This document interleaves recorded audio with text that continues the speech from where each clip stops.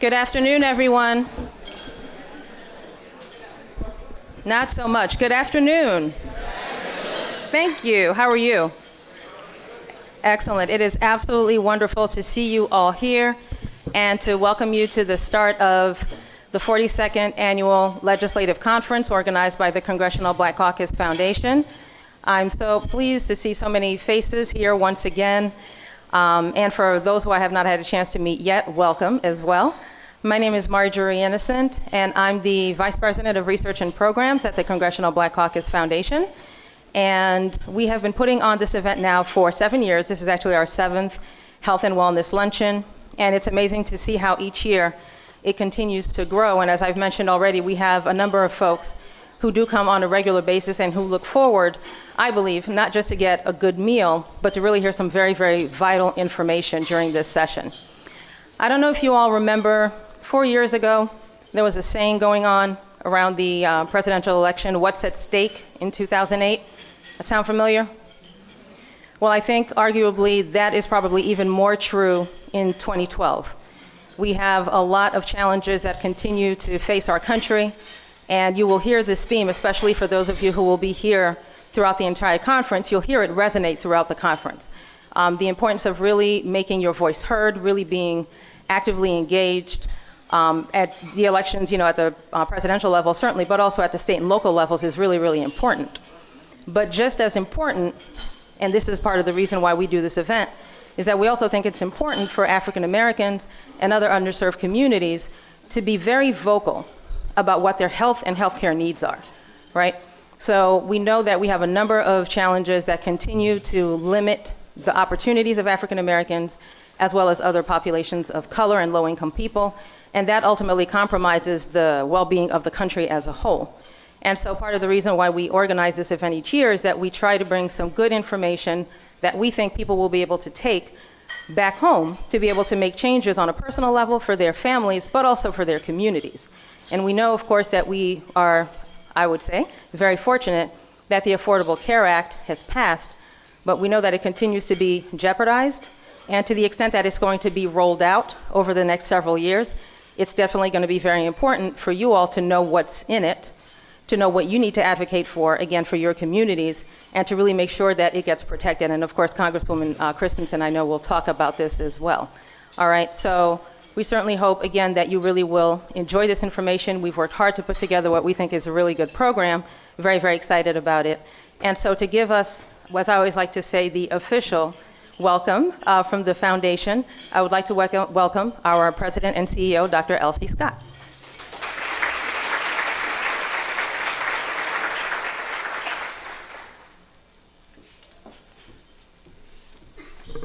Thank you, and good afternoon, everybody. We are still smiling and bubbly because this is this is my second event of the day. But this is always a good time for me because this luncheon was started under my tenure here at the foundation.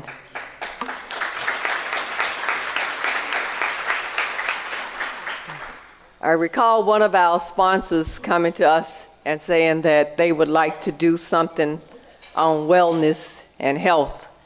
And we were trying to find a time where we could fit it in, because those who attend the conference every year, after today, the schedule gets very, very tight. And so I said, well, the only time we have is a Wednesday. And we put together a health and wellness focusing on anti-obesity luncheon. And it went over so well until you wanted it again and again and again. And so each year we've been able to bring you a different topic around health and wellness. So we are happy that some people probably have been here all 7 years. I think as I look out, I think I see a few people that I see every year. We hope that you will be able to stay around for the conference and attend the events of the conference. In particular, there's a health track. And so once you register for the conference and you get your conference journal, you can see a whole health track. So if that's your particular interest, you can just go and see all of the workshops that we have to offer during the conference. Also, last year was the first time we offered the 5-minute fitness break. And it was so popular until we brought that back again. So on Friday, at 2 different periods, we will have a 5-minute fitness. So if you want to kick off your heels and work out a little bit, then you're welcome to do that. I want to thank our sponsors, the American Health Association and American Stroke Association, for being partners with us here today. We are very pleased to have you, and we look forward to a continuing relationship as we've had in the past. I also would like to thank Congresswoman Donna Christensen, who's been with us every year since we've been doing this session, and who chairs the Health Brain Trust for the CBC, as well as chairs our committee, our health committee. And we are very thankful for her leadership on health issues in the caucus and throughout this country.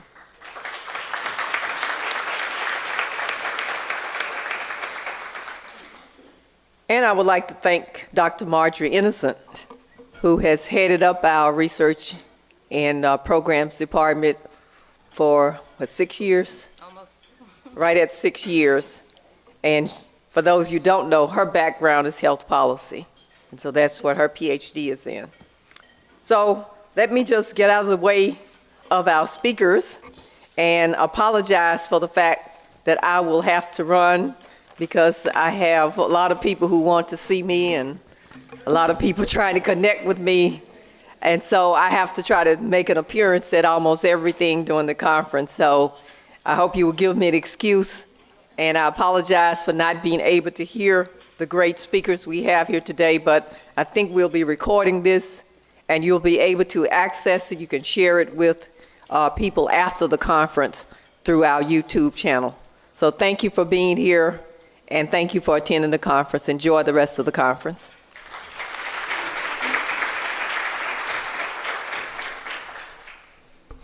Thank you, Dr. Scott. At this time, I have the great pleasure of bringing up to share some comments with you, as Dr. Scott mentioned, the wonderful Congresswoman who represents the Virgin Islands, who is, I would say, the strength of all of the health work that happens within the Congressional Black Caucus, Delegate Donna Christensen of the Virgin Islands.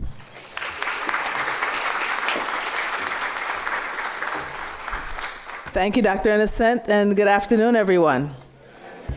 It's great to see everyone out here. It's always such a well-attended luncheon, and I know the food's okay, but I know it's not just for the food, at least not the food on the plate, because this health and it was not bad, right? It was good.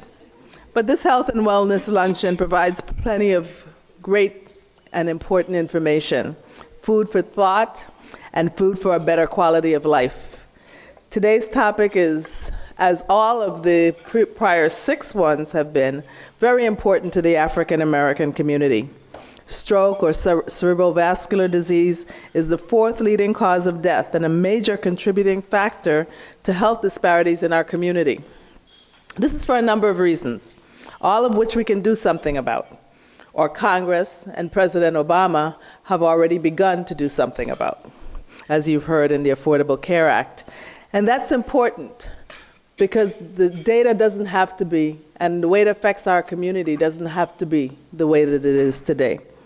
We should not be 50% more likely to have a stroke than our white counterparts, or to get strokes at younger ages, or to be more disabled after a stroke, or to be twice as likely to die from a stroke. But we are, because we're more at risk, because we're disproportionately overweight or obese compared to our white counterparts. African American women in particular have the highest rates of being overweight or obese compared to other population groups in this country. 4 out of 5 African American women are overweight or obese. We're twice as likely to be diagnosed with diabetes, and 1 in 3 of us suffers from high blood pressure. That's African Americans in general. These are the things that we can do something about. Even if we can't prevent diabetes or hypertension, we can control our blood pressure and our blood sugars, keep them at normal or near normal levels to reduce our risk. And certainly we can do something about our weight through diet and exercise. But we're also more likely than other population groups to live in high-stress environments. And until now, many of us didn't have the hope of better access to high-quality, comprehensive health care. These are the areas that elected and community leaders must lead efforts to correct. And we in the Congressional Black Caucus, working with our partners like the Foundation and others, and with our colleagues in the Democratic Caucus, are leading efforts to correct. There are efforts to improve our living environments. More thought is going into urban planning, to providing fresh fruit and vegetables in what until now have been food deserts. But we still have a long way to go, especially in addressing drugs and crime and bringing economic development and hope to our low-income communities. We've begun to address this too, and other health equity issues in the Affordable Care Act, almost entirely through the efforts of the Black, Hispanic, and Asian American caucuses, or the Tri-Caucus as we call ourselves, supported very strongly, of course, also by the Progressive Caucus, of which many of us are members. In terms of changing the place where we live and struggle to be healthy, the law created the Health Promotion, Prevention, and Public Health Council, led by our Surgeon General, and includes just about every agency of government. It started with about 10, now they're up to about 17. So that we're finally moving to a place where there'll be health policy in every policy. But beyond that, of course, there was the extension of insurance, either through exchanges or expanded Medicaid, to more than 30 million people who are in the process of moving to become insured and will be insured in 2013 as long as we protect our Affordable Care Act. And of course, people of color make up the majority of those who are uninsured. The expansion of community health centers, the community health worker grant programs that were created, the fact that the elimination of health disparities is a charge to every research program or task force or institute that the law created, the programs to expand the diversity of the workforce and to support institutions that train underrepresented minorities in healthcare, the strengthening of the offices of minority health and the expanding and the creation of new ones, and of course the elevation of the Center on Minority and Health Disparity Research at NIH to an institute. And there's more that are provisions in the Affordable Care Act that are beginning to close the gaps, that have prevented particularly African Americans, but people who are poor, people in our rural areas, and other people of color, from getting the preventive care, the diagnostics, and the treatments that would prevent or mitigate stroke and its consequences. Note that African Americans are significantly less likely to receive TPA, the only FDA-approved treatments for stroke compared to our white counterparts. So we're changing the healthcare landscape, working hard to change the landscape of the neighborhoods in which we live. But everyone has to do their part, and this is what today's session is all about. So I want to thank Dr. Innocent and her team, the CBC Foundation, on whose board I'm proud to be a member, to our moderator and former Louis Stokes Health Policy Fellow, Jerica Mathis. We're very proud of her. To our speakers, Dr. Benson and Dr. Whitfield, Ms. Laurie, and our national spokesperson from the American Heart Association, Michelle Williams. And thank you to all of you who are here for coming and for what you're going to do for your own better health, for the better health of your families, for the better health of our communities when we leave this place today. Thank you.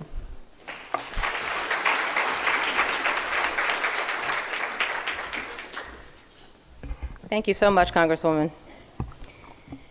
It is almost impossible for us to put together these programs without the support of national organizations in particular who have not only expertise in the issue areas, but also have the ability to connect with people and help to drum up, if you will, interest at a national level around these issues. And for this particular event, I'm very, very pleased that we were able to partner with the American Heart and the American Stroke Associations. We actually wanted to do this, we've been wanting to do this for some time, so it's really exciting that we were actually able to bring it to fruition. And to speak on behalf of the organization, I would like to invite Rhonda Ford Chapman, who is Vice President for Volunteerism and Health Equity.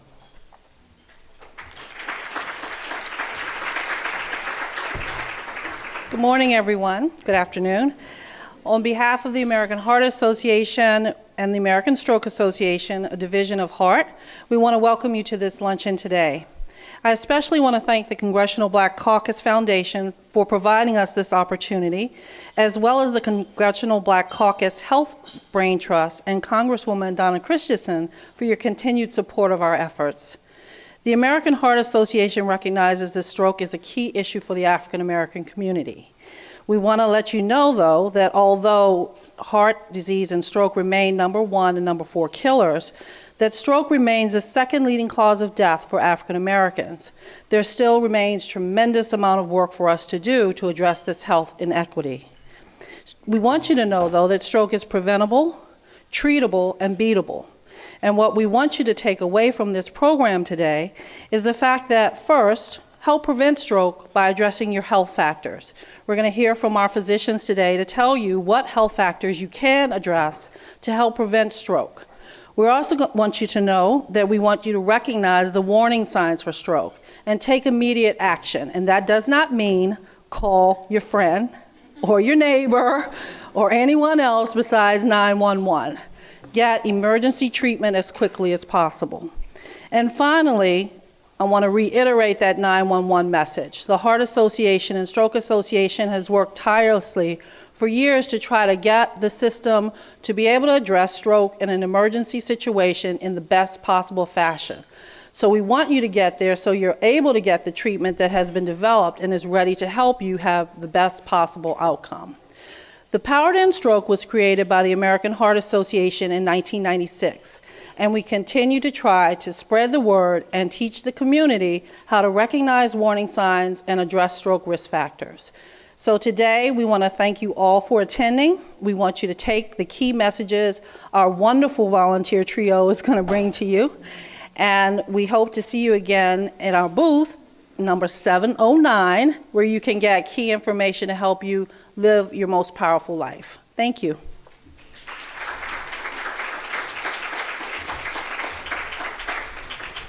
Thank you, Ms. Chapman. So we're officially going to begin the program. And so I turn the mic over to the very, very capable hands of Jerica Mathis, who is she's one of our buddies, she really is. She's one of our Lewis Stokes Health Policy Fellows from the 2011 cohort. And actually she's special to us for a couple of reasons, not the least of which is that we recognized a few years ago that from a 1-year program, we actually should make our fellowship programs 2 years to allow them enough time to really be able to get the competencies that they need to really be able to be more competitive, to be able to get positions on the Hill. And Jerica was actually our transitional fellow. So she came in with the last group to be in 1 year and the other group that was coming in for 2 years. So she was literally the bridge person. So she had to deal with a lot of transitions that way, but she dealt with it beautifully. And so I'm very, very happy to welcome her now. She's actually the Director of Public Health Policy for SOPHE. This is Society of Public Health Education. Jerica? Good afternoon, everyone. It is absolutely my pleasure to be here today and to be able to moderate this panel on such an important and vital health topic that disproportionately affects African Americans. As a former CBCF Stokes Fellow, I had the privilege to work under Congresswoman Christensen and learn firsthand about policy solutions that would work to reduce disparities and address social determinants of health. But in order for that to happen, we have to have discussions like this in forums such as this so that we can all better educate ourselves. With that being said, I will turn it over to our panelists to get started with the program, and you can hear all the information that they have to say. We're going to have presentations followed by an interactive Q&A session with the audience. But before we get started with that, we will have a very special opening performance from Miss Michelle Williams. Yeah, Dr. Whitfield and Dr. Benson said they were going to sing. Backup singers can report to the stage. Oh, okay, now. Good afternoon, everyone. I'm so honored to be here this afternoon, sitting among so much greatness and wisdom. I was thinking to myself that I haven't done enough. I've got a long way to go, but I am honored to be here with everyone. I am an ambassador for Power to End Stroke. In 2005, my father suffered a horrible, horrible stroke on the right side. I don't know the technical term, Dr. Benson, but it's on his right side.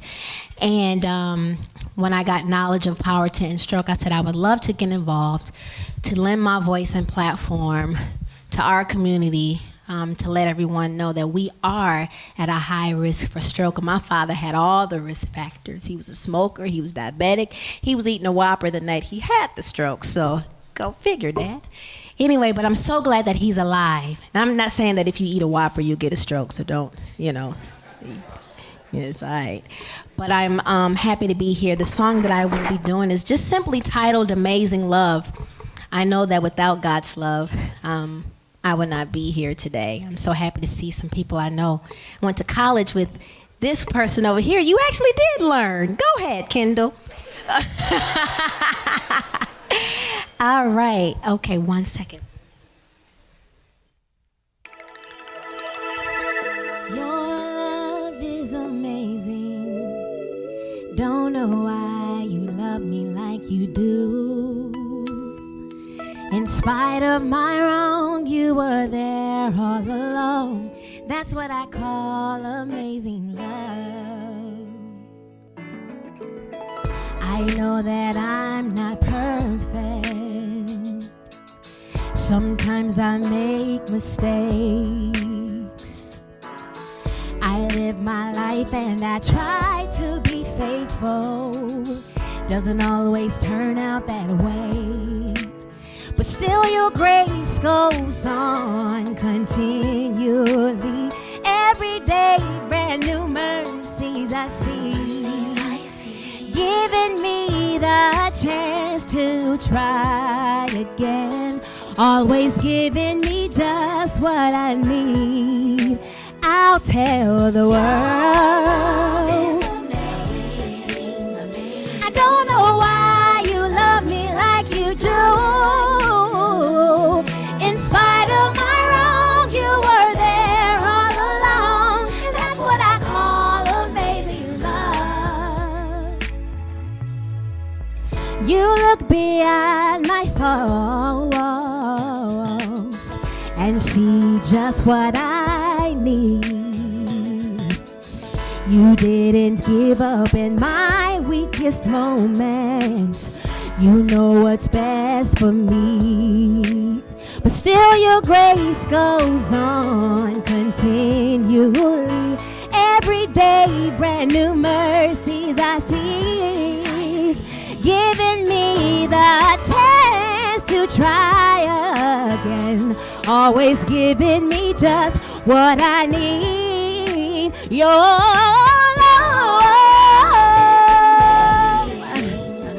I don't know why you love me like you do. In spite of my wrong, you were there all along. That's what I call amazing love. Yeah, yeah, yeah. Your love is amazing, amazing. Your love is amazing. In spite of all my wrong, it is better than amazing. Oh, no, no, no, no, no. Yes, it is. Yes, it is. Yes, your love is. When I look back over my life and see how good you've been, it's amazing you still call me friend. Your love is so amazing. Your love is amazing. I don't know why you love me like you do. In spite of my wrong, you were there all along. And that's what I call amazing love. Thank you.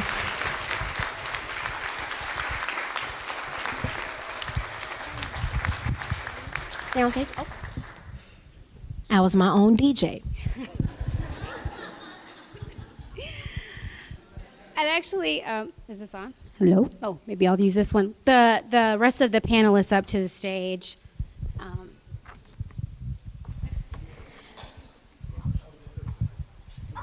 Okay. We have Dr. Richard Benson, the stroke neurologist and associate medical director at the Washington Hospital Stroke Center. Dr. Ronnie Whitfield, family practice physician and spokesperson for the American Heart Association, American Stroke Association. Ms. Michelle Williams, who just gave an amazing performance. Thank you. Singer, songwriter, record producer, and actress. And last but not least, Miss Aquilyn Laurie, who is a stroke survivor.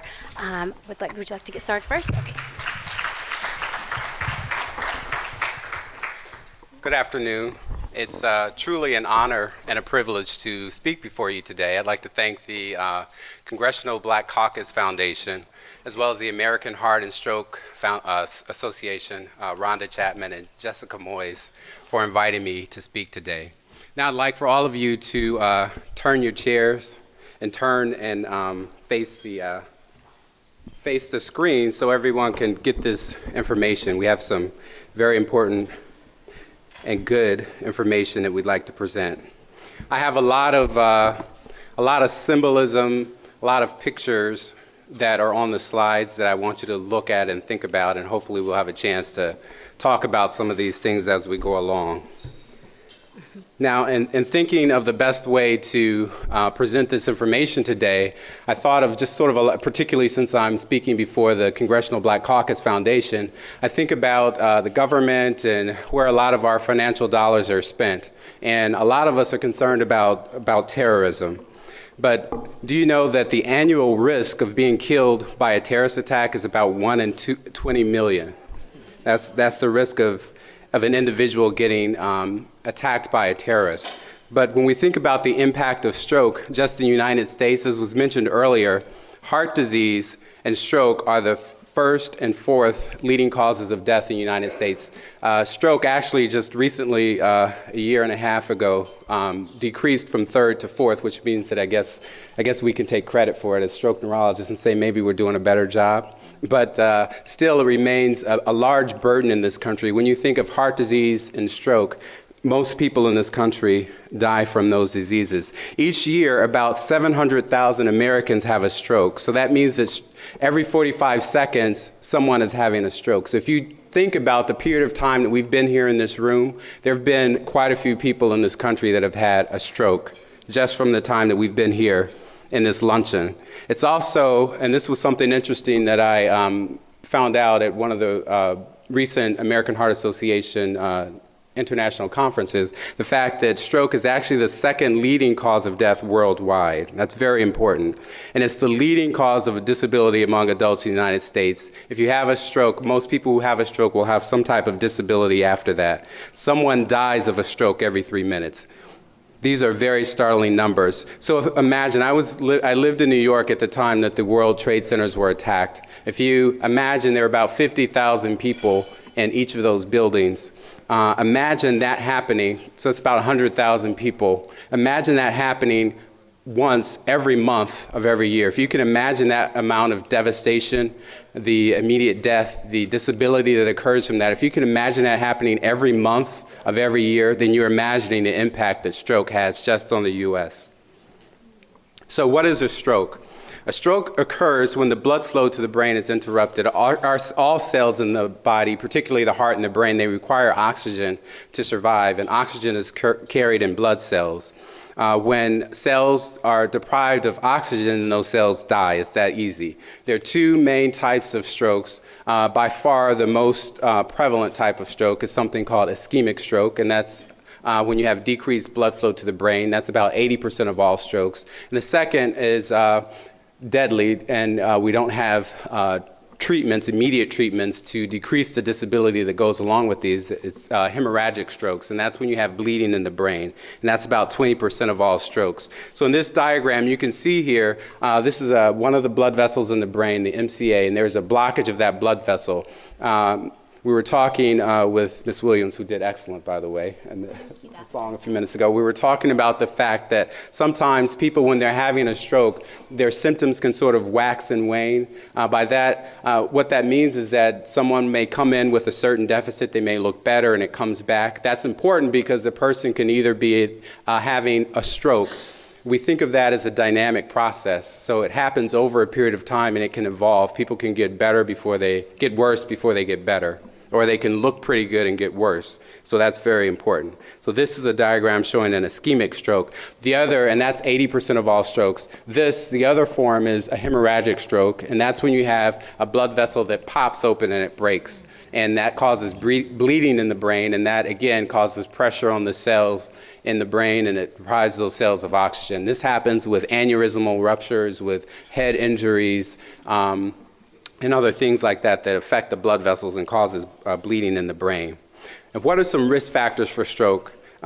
These are very important as well. We divide stroke risk factors into those factors that are non-modifiable, meaning those you can't do anything about, and that those that are modifiable, meaning that we can change them or do something about those risk factors.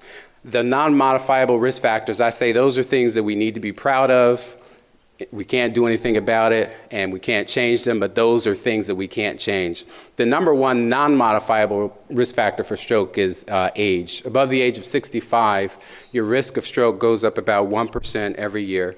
Stroke does disproportionately affect the elderly. However, as Rhonda mentioned, we have the American Heart Association has the Power to End Stroke campaign, which is directed towards middle-aged people, particularly African Americans, because we are disproportionately affected by stroke at younger ages.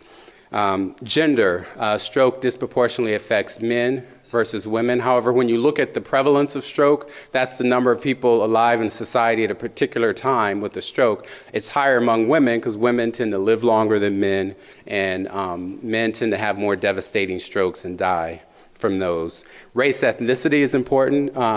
Stroke, as was mentioned early by Congressman Christensen, stroke disproportionately affects African Americans. Blacks are about 2 times as likely to have stroke compared to whites. Hispanics about 1.5 times more likely to have strokes compared to whites. And a family history, it's important. The other thing we were talking at the table about is the fact that we should know our family history. Genetics is very important. If you have a family history of stroke, that also increases your risk of having a stroke. And socioeconomic status, we don't talk about that a lot, and we can debate about if that's modifiable or not. However, the lower your socioeconomic status, the higher your risk of stroke. And there's some interesting caveats we can talk about that later on.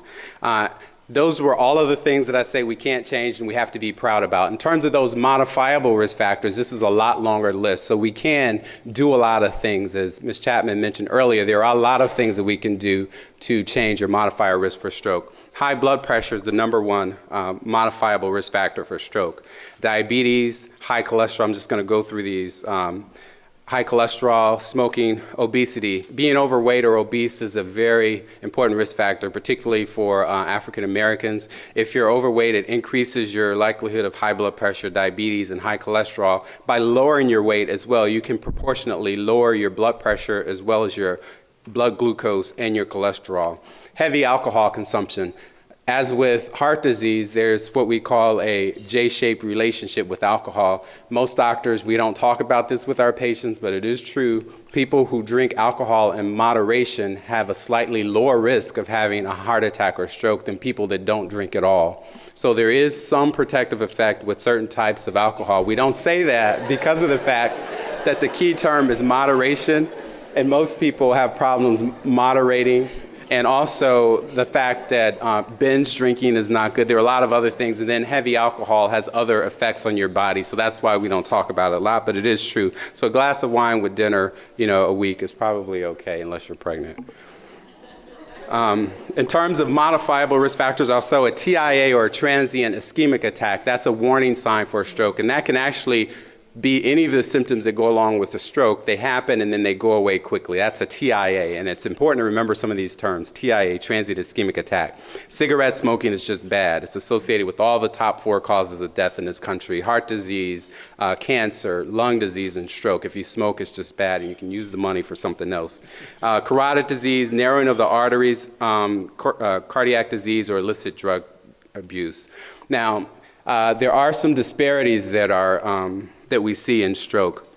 When you think about stroke, and Congressman Christensen mentioned some of this earlier, African Americans die at a higher rate than other race ethnic groups. Between the ages of 45 and 65, African Americans die at 3 times the rate of whites.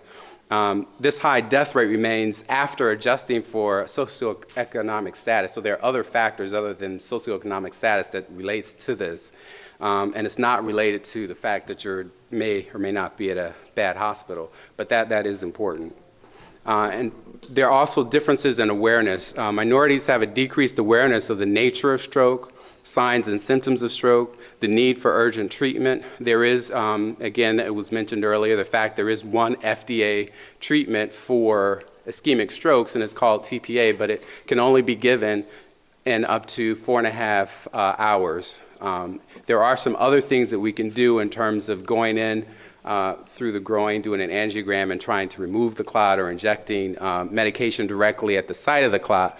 But that can only be done at special centers. Not every hospital can do that type of intervention. However, the better and the faster you get to the hospital, the better. Education improves knowledge and awareness. The American Heart Association has a campaign, the Most Powerful Voices campaign, that they're trying to create to get people aware, aware about stroke through singing and song. There are all kinds of things that are important to increase awareness about stroke.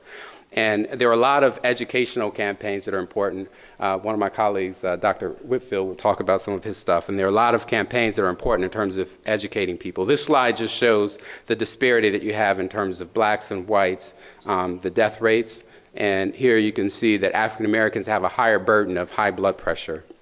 Stroke warning signs. Now, this is very important. There's something, I'm going to go through this, but there's something, an acronym called FAST. I don't know how many have heard of FAST or not. FAST stands for face, arm, speech, and time. It's just a quick acronym. This is not the best, and I'm not trying to teach you to be a doctor or tell you to be a doctor. If you think someone's having a stroke, call 911 immediately. However, this is something that we can modify and we use to teach paramedics, emergency personnel. If you have weakness of one side of the face, the arm, or speech, then time is important. Call 911. Again, for stroke, the key is the suddenness or the sudden onset of the symptoms. If you've had these symptoms going on for a long time, then that's a little different.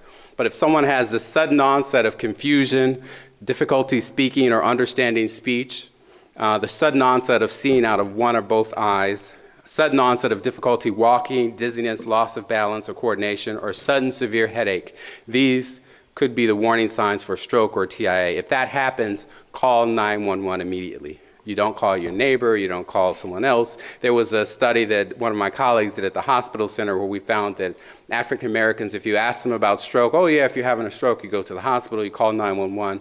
We went and surveyed people in the hospital and found out how they actually got there, and what we found was that most of them called someone else first. So let me call my doctor, my daughter, my son, my husband, let me call them. And that delays the time before you get there, and it delays your treatment as well. So, in terms of stroke prevention, in terms of stroke, early treatment is very important. The acute management is very important. We mentioned TPA. When you come to the hospital, we, as physicians, will go and evaluate you, look at you, and see if you're a proper candidate for this. It has to be an ischemic stroke. You can't have any blood on your CAT scan. At our facility, we actually screen with MRs. We have our own MRI for doing it right away. But most hospitals in the country will screen with a CAT scan, and then we have other interventional procedures that we can do if you're having a stroke, but you have to get to the hospital in enough time to get these treatment. After you have a stroke, you should be on some medication to prevent yourself from having another stroke for the rest of your life, and that includes an antiplatelet agent like aspirin, Agronox, Plavix, or Coumadin, as well as cholesterol and other things that we can talk about later. But the best way to treat stroke is to prevent the first stroke from occurring. Now, we prevent stroke, just my last slide. The 3 R's: reduce your risk factors, recognize the warning signs if they're happening, respond immediately by calling 911. Those are the things to remember. So when we think about terrorism and all things related to that, this is something that we should be concerned about, and there is a way to attack this. We have the power to end stroke. Good afternoon. Your love is oh, my bad. Did y'all hear Michelle hit that C sharp when she should hit the C? She was slipping a little bit on that. Sit down, Doctor. Stop. We've been harassing each other all day about the singing. I think I can sing better than her. You don't have the X factor, darling. Boy, I tell you, it's been a rough day. Stick to doctor. So I'm gonna keep it short, guys, because a lot of the things that Dr. Benson talked about, and we have history. He's my fraternity brother and went to Meharry Medical School together, is in my presentation. But there are a few things that Doc didn't mention that I'll go into. So why do we want to prevent stroke? And here are the reasons. I mean, every 40 seconds, and some of these statistics have changed a little bit. Every 40 seconds, someone has a stroke. Every 4 minutes, someone dies of a stroke. It's the fourth leading cause of death. And again, we think that the grassroots approach, as well as what the interventional neurologists are doing, has reduced those numbers of stroke over the time. And it's the leading cause of long-term disability in our country. Have any of you guys ever heard of pleasure feeding before? I have a patient that says, Dr. Whitfield, can I just chew on a piece of meat so that I can remember what it felt like? Because when he had his stroke, he has lost the ability to swallow. So these are things that people don't think about. When you have a stroke, when you can't talk, you can't walk, you can't see, you're taking for granted the senses that God has given us. So these things are very important to my patients. Over 800,000 Americans will suffer a new or recurrent stroke this year, and out of that 800,000, 137,000 will actually die. But the good news is that 80% of these events are preventable. So why are we not preventing them? So again, Doc went through some of the risk factors: age, family history, race, the things that, again, that we're blessed to have that we really can't control. So we accept those things, we move on with them. But the things that we can change are listed on the right, and we're going to go into those in a little bit more detail. And I try to keep some pictures in here to keep you guys interested in my talk. I did a Power to End Stroke, Go Red for Women campaign with some NFL moms, and they had to compete against each other. And these were some sweet ladies until they got on the treadmill. I mean, they were really trying to whip each other. It was pretty interesting. And that year, the Saints won the Super Bowl, so I was all excited. But again, African Americans, we have the highest rates of high blood pressure in the world. Not the city, not the state, in the world. That's crazy to me. And it seems that we're more resistant to treatment when we're on medication. So my patients, my white patients in my practice that are on 20 milligrams of lisinopril, it's taking me 40 to sometimes 60 milligrams to get my African American patients' blood pressures down. Many reasons behind that, we're not quite sure why, but we seem to be more resistant to treatment. It is the leading cause of stroke, as Dr. Benson said earlier, and it is the most important controllable risk factor, because if you think about obesity, diabetes, all these things are interrelated. So we've got to control them all, not just one. We do know that lowering our blood pressure, systolic blood pressure by 20 and diastolic by 10 millimeters of mercury, can reduce our risk of having a stroke by about 50%, so that's very important. Cigarette smoking. Ms. Tyson, you guys, was awesome. We did a media tour together. And at one point, media tour, you sit in front of the camera, you talk to television, radio, newspaper, and you sit in front of this camera. And at one point, somebody asked her, well, Ms. Tyson, you know, what do you feel about stroke? And I forgot the exact question. She said, well, look, when things start falling off on you, just call the doctor. So, I mean, it made sense because African Americans tend to ignore the warning signs of symptoms. When I speak to African American women and they say they're tired all the time, and I look at their schedules, we have to learn as our African American women have to learn to say, I need help, I need some assistance, can you help me? Because we're so busy nurturing and cherishing and taking care of our families that African American women tend to neglect their own health. So we cannot ignore the warning signs of colorectal cancer, of lung cancer, of heart disease, and stroke. You've got to recognize and warn those signs. So when we talk about cigarette smoking, it significantly increases the risk of stroke and is the #1 preventable cause of death in our country. Like Dr. Benson said, the top 4 causes of death all have cigarette smoking as a cause.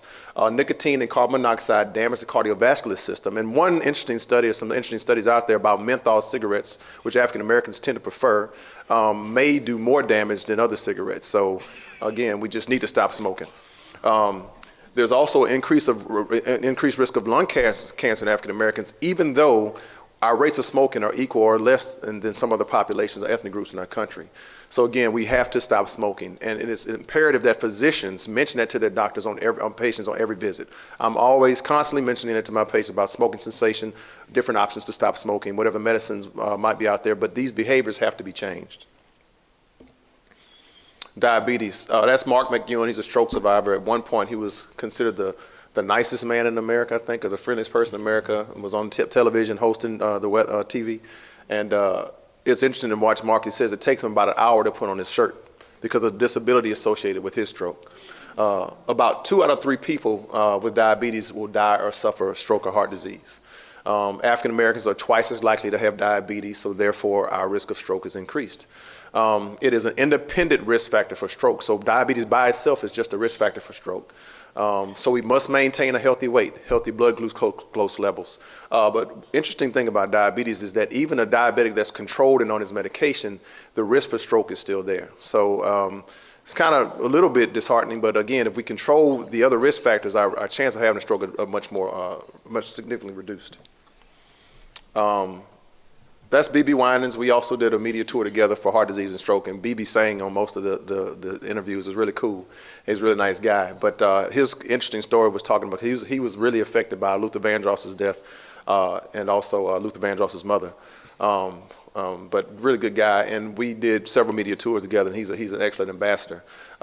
We also talk about this cholesterol thing. The body makes cholesterol. It's essential for cellular function. We need it, but too much cholesterol in the diet, and some people make too much cholesterol, can put us at risk for atherosclerosis, hardening of the arteries, and heart disease. So we've got to know our cholesterol. They talk about the good. I have in my practice, I call it the good cholesterol, which is the HDL, the bad cholesterol, the triglycerides, and the ugly cholesterol, the LDL. We've got to keep those numbers under control, and you have to know those numbers. If you're seeing the doctor and he's taking care of you, you should be responsible for that. I give my patients booklets that they can take home, record their blood pressure, their BMI, their height, their weight, and they're responsible for keeping that information. I'm blessed to have electronic health records now. I can fax stuff to you, email stuff to you, take those things home with you because you are responsible for your health. The most important thing that you guys possess is what? Is your health. So we've got to take care of it. So you've got to know your numbers and keeping those bad cholesterols down, keeping those good cholesterols up. We don't recommend alcohol in individuals who are not drinking, but moderate amounts of drinking, 1 drink for a female, 2 drinks for a male, can maintain those levels if you already do drink. Physical inactivity and obesity. Chrisette Michelle's mother had a stroke, and that was here in DC, and we did a Power to End Stroke campaign. Very passionate about stroke awareness. And you guys will probably say, Dr. Whitfield's name dropping, he's got these celebrities on there. The power of the celebrity is what brings you guys here today. We were very blessed to have Michelle with us today because with her coming out, you guys came out. And I promise you guys that they said Dr. Whitfield's gonna be in DC and I'm gonna have about 12 buckets of chicken, some fruit and vegetables. Y'all about 12 people in here. Well, you bring Michelle and the house is packed. And so we're very blessed to have her here and help raise awareness. Y'all know that's true, y'all know that's true. I would have been here too, anyway. So the second most preventable cause of death in our country is obesity. You guys are hearing a lot about obesity. And at the end, I'm not gonna sing, but I'm gonna share with you a little diddly that I put together for the young people we talk to. So having excess weight or being physically inactive can increase your risk of all those things we've been talking about, the high blood pressure, the diabetes, the high cholesterol, the stroke, heart disease. So we've got to maintain healthy weights. And even if you're 300 pounds and you lost 50 pounds, that adds more years to your life. So we've got to get the weight down. There's tons of diets and tons of recommendations out there, but the way to get the right information is to see your physician, get your blood work checked so that you can know what's happening in your body. And of course, Yolanda King, our very first ambassador, who I had the privilege of meeting, and trust me, she's her father's child because she could really speak and deliver a message and get you more. I'm getting chills just thinking about the talks that she would give to the different ambassador conferences that we attended. But in general, diets that are high in saturated fat, trans fat, and cholesterol can raise your cholesterol. The diets that are high in sodium can contribute to increased blood pressure for several reasons. Diets high in excess calories can help us gain weight or contribute to a healthy weight. So I always recommend to my patients that fresh food is best, and I prefer to eat the things that fly and swim than those that run. Eating 5 or more fruits and vegetables a day. And guys, answer this question, how come every time I do a health fair at a church, and after I finish talking, they say, well, the church, we about to have something to eat, and it's the fried chicken, and we're going to start the diet tomorrow, Dr. Whitfield. So we've got to get those health fairs in tune to eating healthy the day of the health fair, not the day after.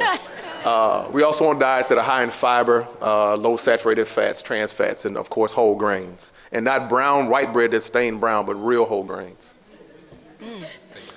And I think one of the major problems is that we just don't, for those of us who have insurance and have access to health care, and that's a huge issue that we're going to be facing within, especially in this election.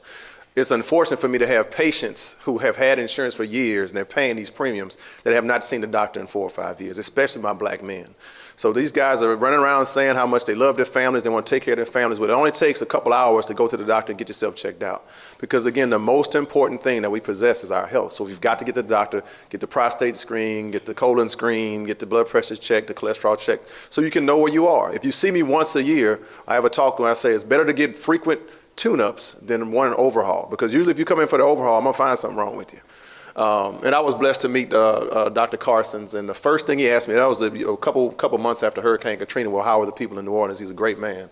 And Latangela Sherman is one of our national spokespersons. She's in Baton Rouge. She's a radio personality, a good friend of mine. So I call them Dr. Whitfield's 3 R's. I stole it from the American Heart, but that's what I tell my patients. And that's Miss Nettie Jackson, who's here, is one of my good friends and got me started doing this stuff with Tavis Smiley, and we did something in Atlanta for the American Heart Association. But we've got to recognize the warning signs. Once you recognize those signs, rapidly call 911. Why is that important?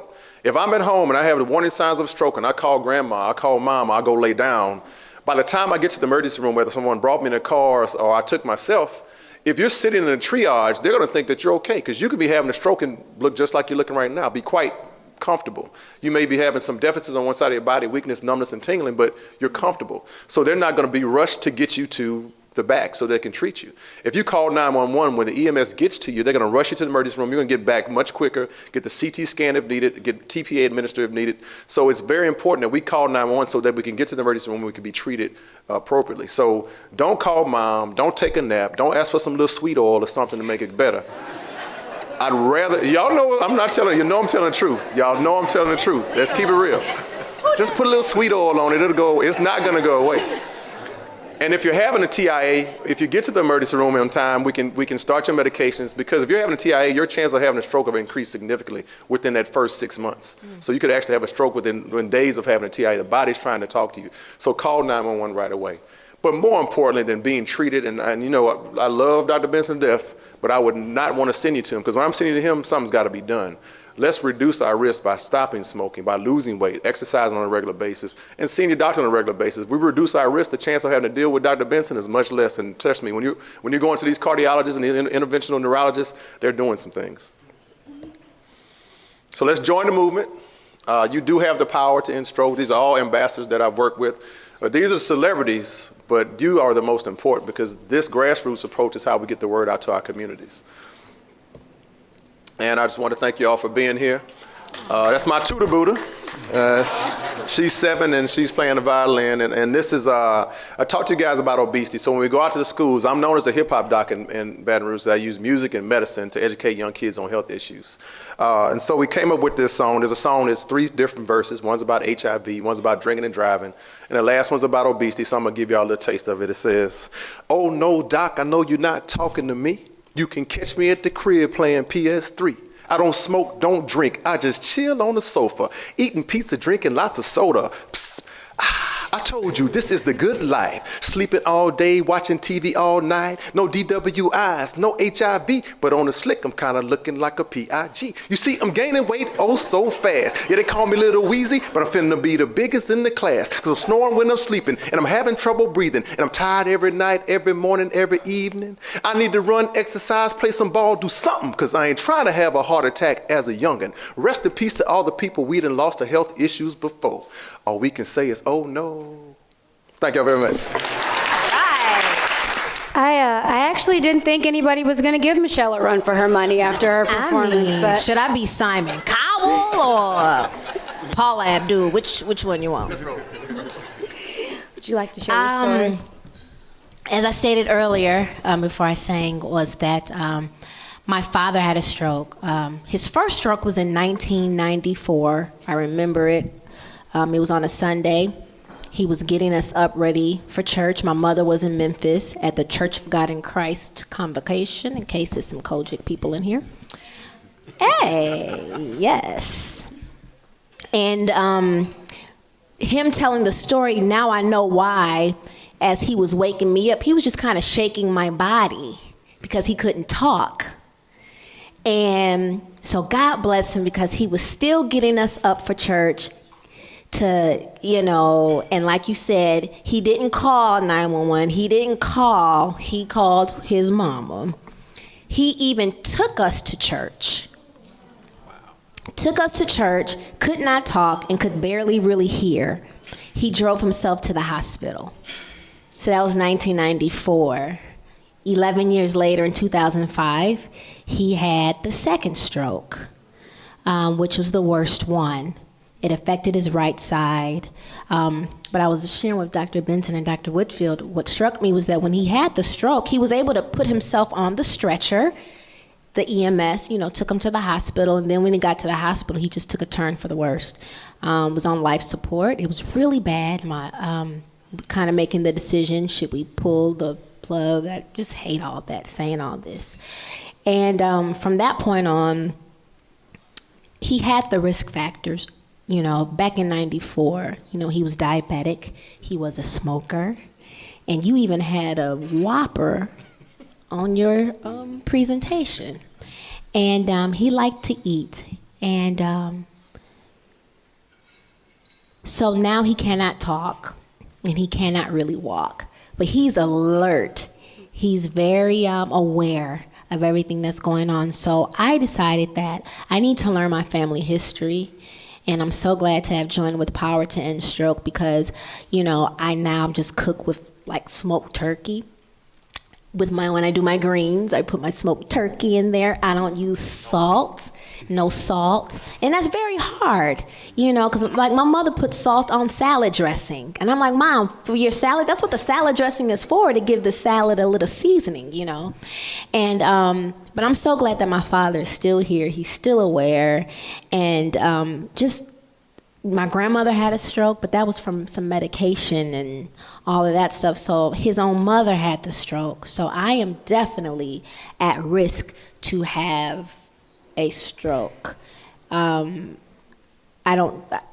exercising, just a couple minutes a day, a couple times a week will definitely help. I know sometimes when I just do the treadmill or elliptical 30 minutes a day, my lungs, everything just feels so open and fresh. And, I know we don't have the time, but, I need my parents around. We need our aunts and uncles and our grandparents around. So I'm encouraging everybody, to even work out. People are like, well, look at you, you thin as a rail. You shouldn't be telling people to work out. But even at my weight, I can still be unhealthy, so I just want to make sure my heart, is healthy.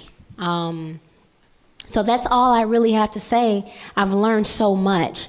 And so I'm just here speaking on behalf of my father, because he would tell y'all he should not have been smoking. He would tell y'all he shouldn't have had that screwdriver, that vodka orange juice. He would tell y'all he shouldn't have maybe had a double Whopper. He should have had the single stack. Single stack. Just do the single. So that's all I have to say. And yeah, God bless y'all. Thank y'all for having me, by the way.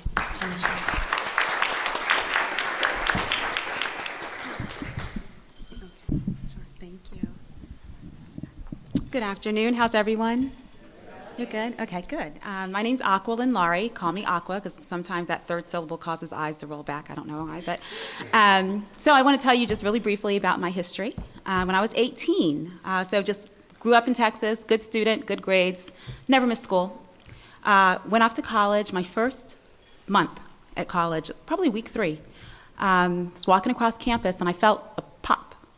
And, in the morning, it's like, oh, bones pop, things pop, whatever. I didn't know what it was. I was like, I don't know what that was. But I did notice that things looked really strange around me, like grass looked greener than ever, just very, very glossy, very, very interesting and different look. I almost felt like I was in a cartoon. I got to the building where my class was supposed to be held, and we were all standing outside. Apparently it wasn't open yet. And so I was like, I wonder what's going on. So I went and asked someone, what's going on? Why aren't we in? And they said, excuse me? And I said, what's going on? Why aren't we getting in? And they were like, excuse me? And again, we were, freshman year. No, we didn't know each other. They didn't know what was wrong with me or whatever. And I was kind of wondering, why doesn't this person understand what I'm saying? And I then decided the third time to listen to myself, because I don't know how often we really listen to ourselves when we talk. And I heard, blah, blah, blah, blah. And that's when I said, oh my God, I can't talk. And so at that point, the person I was talking to tried to get other people to understand what I was saying, and then I kind of just shooed him away and said, nothing. And I decided, you know what? I don't know what's going on with me, but I can't talk. So what I do, I went to class.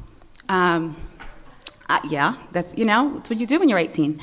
I went to class. I tried to take notes. I couldn't take notes. I was like, I don't know why I can't seem to take notes. I decided I wasn't going to talk to anyone because I didn't want to bring attention to myself.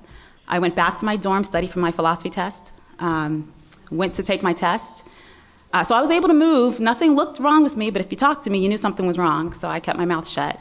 I took my test, and I realized that as I did try to write, other things were coming out of my hand. So when I was writing Socrates and Plato, blah, blah, blah, I went back and read it, and I read The Red Balloon Flew West. And I think I still have that test, actually. I went on to go shopping because we had a tea with Morehouse that next day. Yeah, I did all kinds of things that you are not supposed to do. And I got home that night, and by this time, I think, my boyfriend at the time and various people said, oh, something's clearly wrong with her. Let's call her mother. Let's call the dorm mother. And I convinced them. I'm pretty good persuader, even when I can't talk. And I said, no, let me sleep. Please, sleep. So I did everything you're not supposed to do. I went to sleep, woke up the next morning, still couldn't talk. And by the way, I was numb, the whole right side of my body. And so I was in denial. And by that night, they basically said, forget this, Aquilyn, we are calling for help. And I went to the infirmary, who called my mother, who sent me to the hospital down by Spelman Morehouse. And I don't know if y'all are familiar with that hospital, but it's no longer in existence not because, but I'll just tell you what happened. I walked in, they told me to take, walk a straight line and touch my nose. And then they sent me home. They said their neurologist wasn't on staff and to come back on Monday. Wow. So I was home on Sunday, and by this time there were a couple of doctors in the families. They talked to each other and managed to kind of get me into a neurologist at Emory. I went on Monday morning, and the neurologist within, seems like minutes, was like, we're checking you in. And at that point, I just started bawling because now I couldn't deny it anymore. So I'd had a stroke. I lost my speech. I lost feeling on the right side of my body. My smelling senses were extremely acute. I don't even know how that happened, but I could smell anything. And they went ahead and did a number of tests, and they determined that I had a tumor in my heart, and a piece had struck off a myxoma and struck my brain. Again, I was a cheerleader, never been sick in my life, so I was just like, what is going on here? So they had to go in 4 days later. I had open heart. They went in to remove the tumor, found it destroyed my mitral valve, and I now have an artificial valve to St. Jude's. Very thankful to St. Jude. And so ever since that point, went back to school, finished my degree, graduated, Bachelor of Science in Math, woo-woo, and went on, to work and everything else. So what I didn't know, what happened, what changed my life, September 28, 1990, was I officially became something new, and it's officially a pre-existing condition. And I had no idea 20 years later I would be fighting with that. So my path was determined because of that. My family, in their best advice, was like, you need to get a good job with good health insurance, good benefits. We all have heard this. But I was very entrepreneurial. I'm a renegade when it comes to that. And so I went ahead and I did the good job, and I went to P&G and other companies and great stuff. But I finally said, you know what, life's not worth living if I'm not doing what I'm supposed to be doing. And I stepped out and did my own business, got sick, got dropped from insurance. And right now, actually, I have 2 denials and still struggling to try to find insurance. So what happened 20 years ago still is impacting me today. And this is one of the reasons why affordable health care is, the act is so vital.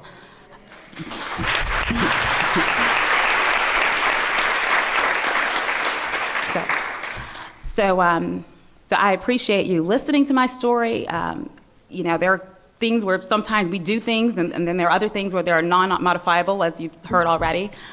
This is a situation where this was something that happened in my family. I found out after I got sick, all of my grandmother's siblings, she's the youngest of 10, died of strokes, and then she died 2 years ago of a stroke. It was only after I got sick that happened, but my message to you before I sign off is, please don't let your children leave the house without knowing their history. They have to be aware and familiar, and make sure that they, when they leave, let whoever's there with them, close friends, family, whoever it is, know a little bit about that so they can kind of look and see what's going on. Because I'd never been sick, and I just thought it was truly a fluke. I didn't know what it was. So with that, I will close, and I hope that you all really do help support Affordable Health Care Act and everything else that we need to do to get it further than it is.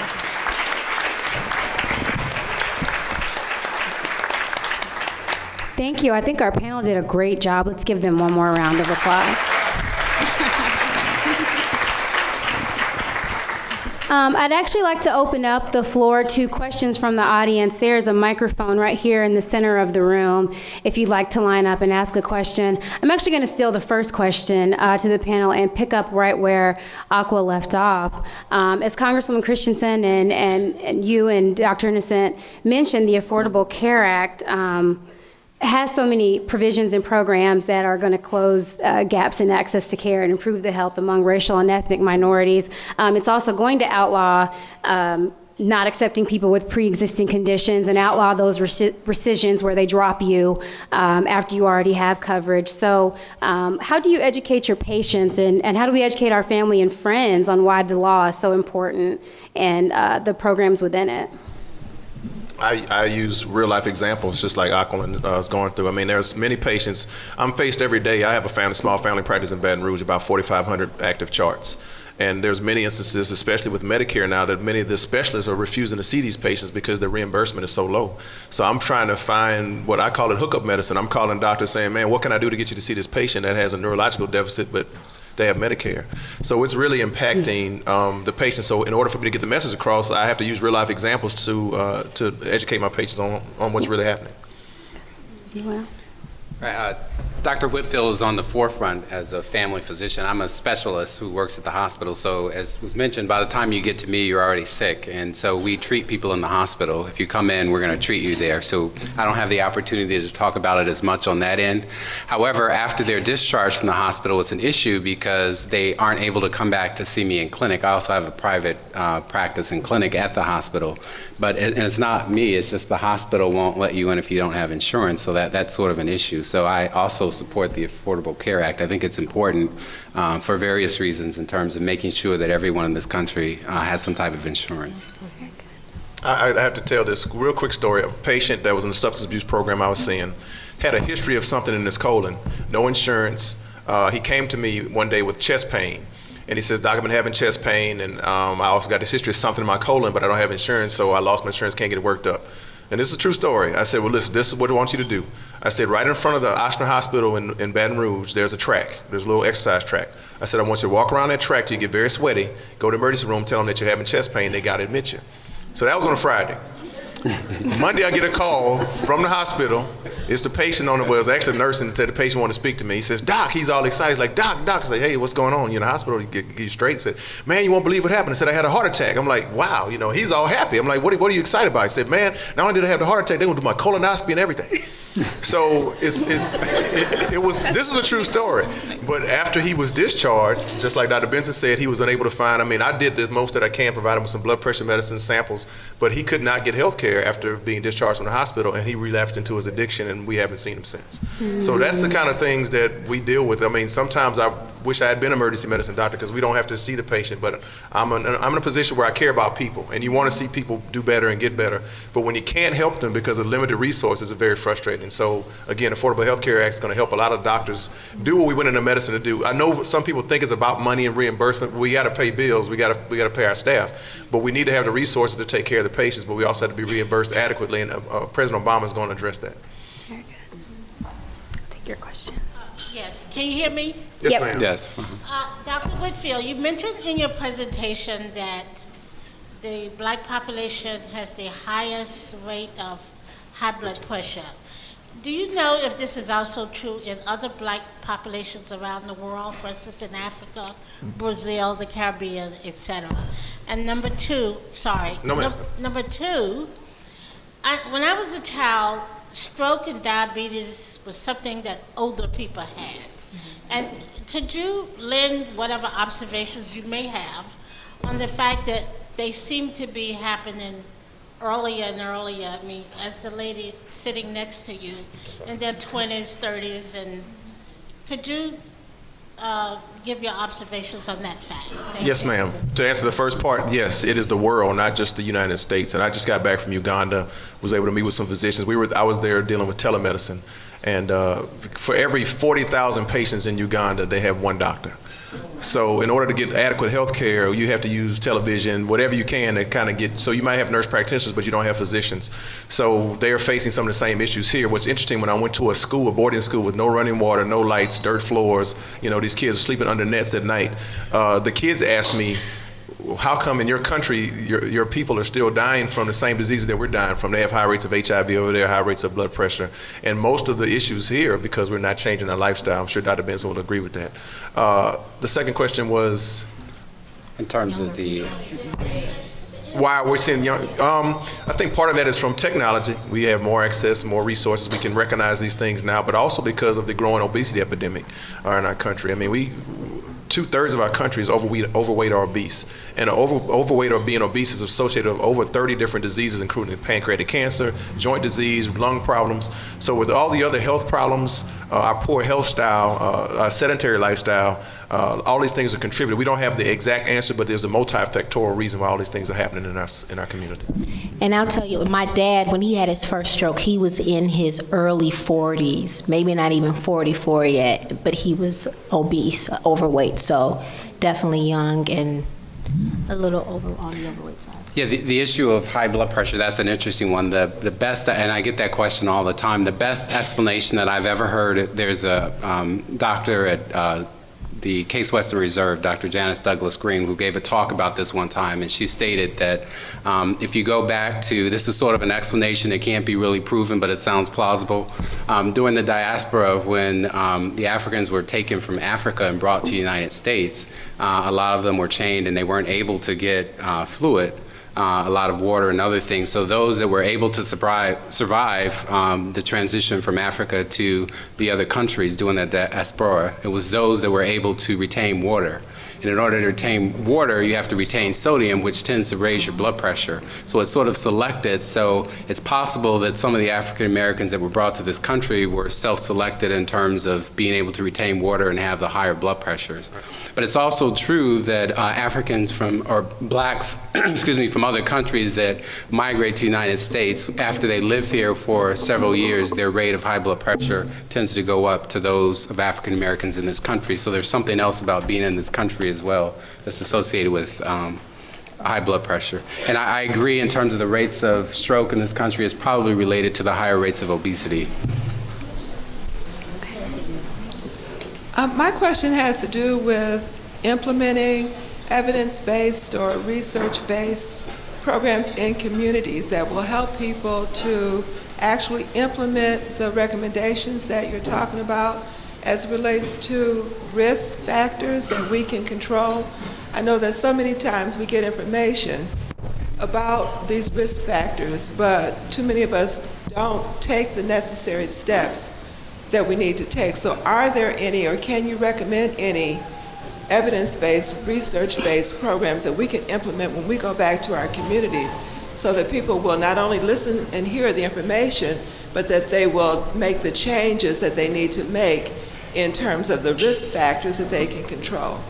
That's an excellent question. There are a lot of research studies that are being done and that have been done looking at community interventions related to stroke. One of my colleagues here from the NIH, the NINDS, I worked for the federal government before I started, well, I'm still a contractor with the government, but we fund, and actually I've worked on some programs related to prevention and community education. The American Heart Association now has a program called the Heart 360 program. It's a web-based program where, a web-based self-management program where if you go to the AHA booth, you can go and find out more about that. You log on to the internet, you type in Heart 360 and it shows up. You put in your information and they have information for dealing with blood pressure, obesity, and glucose control. And it's a self-management program similar to sort of the Weight Watchers programs and those kinds of things. And I think they're going to have it set up so that you can get tweets and all that stuff. I'm not too technically on that, the tweets and all that other stuff.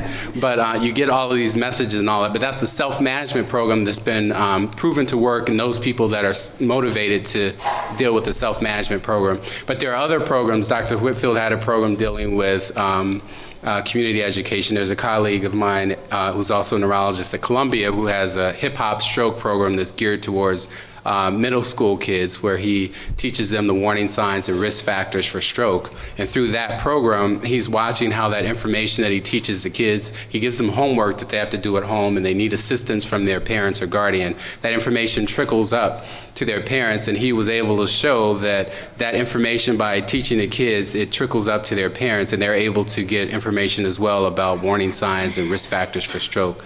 And there's some other programs in Texas and Michigan. I know of a lot of different programs that I can mention nationally. Some of them are online, but that's an excellent question, and we need more funding, so talk to your council people about funding these kinds of research projects. And I've actually been working with Jessica and Rhonda here through the Mid-Atlantic region to try to institute one of the programs where we looked at blood pressure and some other things. So it's an excellent question, and there are programs, but if you stop by the table, you can find out some more specific information. If I could just recommend one other thing, since this session is going to be put up on Facebook, I heard, if a list of those programs could be included, I think you said YouTube or Facebook? It's going to be on YouTube. YouTube, well, if a list of those programs could be included, it would be very helpful. Okay, thank you. How you doing? My name is Yusuf Battle. I'm a registered clinical exercise physiologist in the Washington metropolitan region. And I noticed a lot of, when we're working with a lot of patients and clients, when we're dealing with obesity, I see that we have to handle the sleep and the stress issue. So I want to see if you could shed some light on some studies that were done amongst Africans or African Americans that dealt with maybe is the disparity related to stress-related issues in any way, or is there any research you can share with us about that? That's an excellent question. Actually, sleep apnea is another risk factor for stroke. If you have sleep apnea, and there are screens that we can do in terms of excessive daytime sleepiness, snoring, short neck, all of those kinds of things predispose you to have, suggest that you may have sleep apnea. And so if you are having sleep apnea, that puts you at risk for stroke. People who have sleep apnea and are treated, there is a treatment for that, the CPAP machine that you can wear at night when you're sleeping. That's associated with lowering your blood pressure. And some people that need multiple medications to get their blood pressure under control, just by putting them on the machine, it shows that their blood pressures start to normalize, blood glucose can normalize as well as cholesterol, so that's very important. The other part, in terms of stress, I get that question all the time in terms of stress. What I normally tell people is that we can't take stress out of your life. If I had a pill that I could give to people to take stress out of their lives, I'd be a billionaire. Yes, you would. But I don't have that pill. And it's not just stress. I'm sure our president is very stressed. It's how your body and how you allow yourself to respond to that stress that's important. You can allow yourself to allow your blood pressure to go up, to stop exercising, to eat a lot, to not take your medication, to do all kinds of unhealthy things, or not talk about it and clam up and let it internalize all of that. So it's not the stress. We can't modify stress, but you can modify your response to that stress in your life. So I think it is important, either through community-based programs where you have support groups where you can deal with biofeedback and other things to deal with stress. But again, I think it should be looked at as sort of an individual thing in terms of how you respond to that stress, because we can't remove stress. Doc, I want to add to that as well. It's hard to quantify stress. Both you and I could go through the same situation. We both get a new job. You may be overwhelmed by that new job. I may accept it, welcome with open arms. So when patients ask me about stress and managing stress, I always recommend adequate sleep.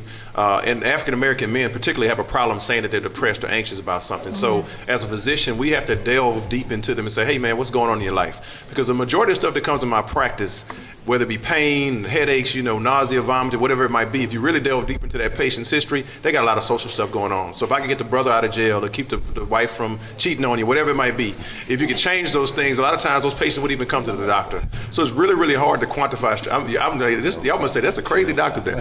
When you do family medicine, you see a lot of different things.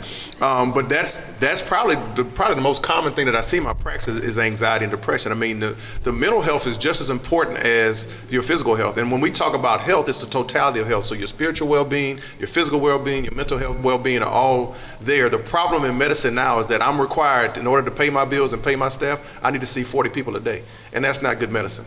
So the doctors are not practicing good medicine. That's another reason why this healthcare bill is so important, because it's going to allow us to practice a little bit differently, hopefully provide some funding and resources for physicians so we can practice medicine and not just run people through like a meal. So we need to become better doctors. I was blessed enough to go to Meharry Medical College, where Michelle's uncle went to school. And the biggest thing that they told us, Dr. Whitfield, you can always make a diagnosis, but it's connecting with those patients that's most important. And bedside was taught to Dr. Benson and I by our professors, not just education on diagnosing high blood pressure. I could teach all you guys how to be a medical doctor, but how to be a good physician is a little bit different. This is great. Unfortunately, we are winding down on time, so I'm just going to take the next two brief questions from the audience. I want to say that I have enjoyed the doctors, and that the subject that I want to touch on is affordable health care, which I did not have. I'm an auto accident victim. At the time, my insurance had been exhausted. When I went to the hospital, and I was transported to the very best hospital in D.C. and the newest. So I thought I felt okay, comfortable. But when I got there, after knowing that I had a head injury that the doctor had already talked about, but I want to make sure that everybody knows that head injury is very serious. So after I got to the hospital, they checked my insurance and noticed that I didn't have the coverage. They wanted to know if I had $100 before they would treat me. So my point is that even though I had Medicaid, it did not cover me going to that new hospital, that very best hospital. So they treated me to the best that they could do for the amount of money that I had and sent me home. I was supposed to go to the National Rehab Hospital here. It was 2 years later before I could get somebody to write me an order to go to the hospital. So my point is that if this Affordable Health Care Act can be passed, and we don't know, I'm not there to know all the ins and outs, but to make sure that we talk to our representatives, make sure that they understand how if you don't have a penny in your pocket, you might not get treated. I could have passed on away because I was in a serious condition. So I want to make sure that people get the understanding of it, and to make sure you all stress a little bit more about head injury and a concussion. There was a little bit there about the blood clot and all of that, but we need to know a little bit more about it. Yes, ma'am. Thank you very much. Again, personal stories are very important. The Affordable Care Act has been not only passed, but also upheld by the Supreme Court earlier this summer. So we are thankful for that. And final question. I want to talk about the fact that two things. Some of the medications to treat, for example, high blood pressure can do damage to other parts of your body if you're on it a long time. And that in itself frightens African Americans a lot about taking certain medications. The other part is those of us who do have health care coverage who would like to have some of the specialty tests to see if these clots are developing in your brain, or you're having these possibility of aneurysms. Some of the hospitals or the doctors will not put forth the request to have it done when you actually have the insurance coverage. So I think something is wrong in this country with treating patients overall in a healthy way. I think first of all, the relationship with the patient and physician is the most important.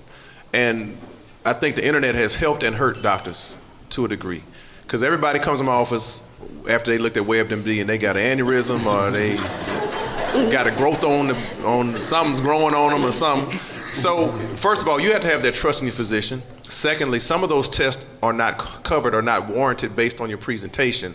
So sometimes a little knowledge is too much. So if you really trust your doctor, I've talked tons of people out of antibiotics who had upper respiratory infections that are caused by viruses. If your doctor tells you that you have a viral infection and gives you an antibiotic, he's doing you an injustice. The reason we have so much drug resistance now is because doctors have overprescribed antibiotics. So, and I'm not trying to disrespect anybody in here, but I have to tell my patients, let me play doctor and you play patient, and we can have a good reputation. Because At the same time. in many cases, we want X-rays and CT scans, and we're exposing our patients to unnecessary radiology, radiation, which can cause cancers. So if there's a reason to get an X-ray or MRI, and you see it on ESPN every weekend, a football player goes down, and ESPN analyst is always going to get an MRI today, and sure enough, he gets an MRI when he probably didn't need it. There's been many patients that come in my practice with knee injuries that I've diagnosed an ACL tear, and after 2 MRIs and a couple $100 later, and that's one reason why our Medicare costs so high, because these physicians are abusing this privilege. Many of them own these companies and they're getting paid off of the MRIs. If they would just use their diagnostic skills that they were taught at the great Meharry Medical College, they wouldn't need to order all those tests. So we have to, again, start letting the doctors be real doctors and allowing us to practice medicine, and the patients have to respect it and trust your doctor. And if you don't have a good rapport with your doctor, if you can't ask them questions, you need to find another doctor.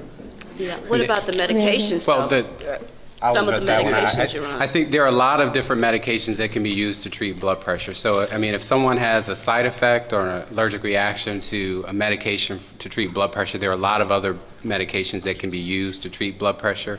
I know a lot of people over the years who have said that, okay, I'm not going to take the medication, I'm going to do this holistic thing, I'm going to exercise, I'm going to lose weight. Right. And they never lose weight. They still put salt on their food. They do all these other things, and their blood pressure doesn't come down. So the issue is, I mean, there are some people who have what's called essential hypertension. You've done everything. It's not because of you being overweight. It's not because of anything necessarily that you're doing. It's just genetically that you have high blood pressure, and for that, you need medication to get the blood pressure down. If you don't, we've talked about, and I've showed how closely related high blood pressure is to stroke and heart attack. So if you don't take the medication to get it down, it's going to cause some side effect. Everything that you take is going to have a side effect. But it does That's do everything kidney that you put in damage, your too. mouth. Say that again? It does affect your kidneys. There's some that can. There's some that can. There's some that can protect your kidneys as well if you have diabetes. There are medications that can help you, the ACE inhibitors and other things. So there are medications that can hurt and some that can help depending on the situation. And you can't generalize. You have to be specific. And as Dr. Whitfield said, you have to talk to your doctor. You should find a doctor that you're comfortable with and that can relate to you, and to discuss those types of things. But there are a lot of, you can't just say, I'm not going to take medication. That's not the answer. Okay. The benefits have to outweigh the risk in general, and that's what I tell my patients. But I think what happens in most cases that I've had people that are not my patients come to me. The guy that cuts my grass knocked on the door one day. I'm taking a nap. Like, Doc, my physician gave me these 7 medicines and didn't explain a single one to me, and he just told me to take them all. And when I saw the list of medicines, even though it looked like they were adequate for what his problems were, to just give a patient 7 new medications that he never had taken before and not explain them to him, that's not good. That's not good medicine. Yeah. So again, it's the doctor-patient relationship that's important. Yeah. Everybody in here, if they were seeing me, we'd have a different relationship. Some of them I hug, some of them I don't touch. It just depends on the relationship that you have with that doctor. So you got to know your patient. And I have a small practice, and trust me, everybody in there, I know graduations, ceremonies, birthdays, who died in the family, all of that, who's cheating on who, I know all that stuff. So that is the key in family medicine, and I think that's one of the areas that we really need to talk about. And I'm, of course, advocating for family medicine, but these doctors, the family doctors, are very important to the community because we can establish those relationships, and you know your patients. Thank you. Very good. Thank you. All right. Before we conclude, unfortunately, we couldn't get to everyone's question. I'll look to the panel, 30 seconds or less, each of you, one main key point that you would like the audience to leave here with today. The most important thing that you guys possess is your health. Thank you very much. No rap? Okay. Make sure you know your family history. You took mine. Men cheating leads to stroke. We got something going on this day. I guess I would say in response to that last question that everything that you put in your mouth has a side effect. Everything, including the food that you eat, everything that you put in your mouth is going to have some kind of effect on your body. So think about that.